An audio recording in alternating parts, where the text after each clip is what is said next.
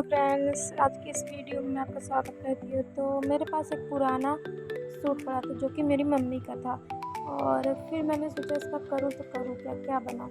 फिर मैंने इसका लंबाई लिया, जो कि लंबाई मैंने 13 इंच लिया है। 13 इंच लंबाई लेने के बाद फिर मैंने इसकी कटिंग कर दी, जो कि बहुत ही छोटा हो गया। तो फिर मैं इसका बनाऊँ तो बनाऊँ क्या। फिर शोल्डर भी देखने में अच्छा नहीं लगा था, इसका बाजू जो है वो बहुत ज़्यादा मुड़ा हुआ था। फिर मैंने इसको स्लीवलेस कर दिया। स्लीवलेस करने के बाद ये तो टॉप भी नहीं बन सकता, मैं तो टॉप ही बनाने के चक्कर में थी। फिर मैंने इसकी फ्लेयर कटिंग की, जो बचे हुए कपड़े थे उसमें से मैंने 2-3 फ्लेयर कटिंग कर लिया। फ्लेयर कटिंग करने के बाद अब मैं सीधा फ्लेयर कटिंग करने के बाद मैं इस टॉप की जो चौड़ाई थी उसको मैंने थोड़ा छोटा किया, अपने साइज का किया, क्योंकि ये मेरी मम्मी का था। तो ये छोटा करने के बाद फिर मैंने सोचा अब क्या करूँ, क्योंकि फ्रेंड्स ये बहुत ज़्यादा छोटा हो गया था, तो मुझे कुछ समझ में नहीं आ रहा था। फिर मैं इसका कटिंग वगैरह करके तो स्टिचिंग की तरफ चली गई। स्टिचिंग में मैंने सबसे पहले तो फ्लेयर को मोड़ा, नीचे से मोड़ के इस पर सिलाई लगाई, क्योंकि सिलाई लगाई रहूँगी तो अच्छा फिनिशिंग आएगा। नीचे का जो मोड़ के सिलाई लगाते हैं तो उसको सिलाई लगाई मैंने। सारे फ्लेयर पे हमें सिलाई लगाना है। सारे जो मैंने फ्लेयर कटिंग किए थे उस पर मैंने सिलाई लगाई। सिलाई लगाने के बाद फिर इसको मैंने जोड़ दिया, क्योंकि जोड़ेंगे नहीं तो फिर ये बड़ा कैसे होगा, और मुझे पट्टी जो है वो बड़ा करना था। तो ये मैंने जोड़ दिया। जोड़ने के बाद फिर मैंने स्लीवलेस को सिलाई लगा ताकि देखने में अच्छा लगे ये। फिर मुझे ख्याल आता है चलो अब इसको साइड से जोड़ देते हैं, एक साइड का जोड़े तो फिर कुछ आइडिया आएगा। तो एक साइड का मैंने जोड़ा। इसको जोड़ने के बाद फिर मेरे दिमाग में इसको फ्रॉक बनाने के, क्रॉप टॉप जैसा फ्रॉक होता है उस आइडिया मुझे वैसे ही आया कि मैं कुछ ऐसा बनाऊं।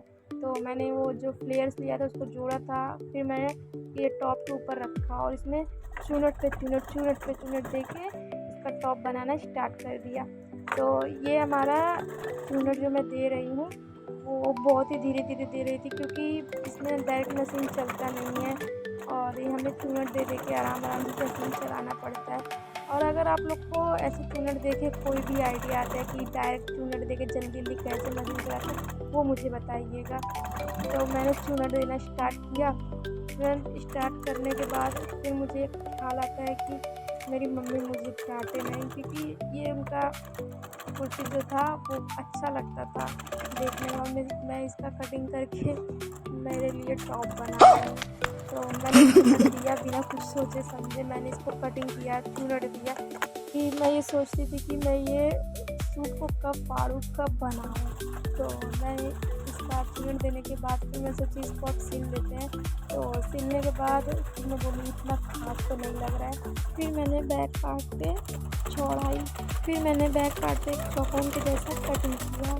उसके बाद एक पतला पतीला सा पट्टी लगाया डोरी के जैसा। इसको लगाने के बाद फिर बटन भी लगाना ज़रूरी है, तो मैंने बटन भी लगाया उस पर। तो मैं आपसे यही कहना चाहूँगी कि फ्रेंड्स, अगर आप लोग के घर पे एक मशीन है और कुर्ती वगैरह कुछ भी पड़ा है पुराना, तो उसका डेली कुछ ना कुछ देखिए और बनाइए, ताकि लाइफ में हमारा इम्प्रूवमेंट हो और हम कुछ सीखें। तो फ्रेंड्स, ये टॉप इतना अच्छा, इतना प्यारा बना, मुझे खुद नहीं विश्वास है मैं पुराने सूट से इतना अच्छा टॉप बना दी। तो अगर आपके पास भी एक सिलाई मशीन है और पुराने कपड़े हैं घर में तो डेली कुछ नया बनाइए। मिलती हूँ नेक्स्ट वीडियो में, तब तक के लिए बाय बाय।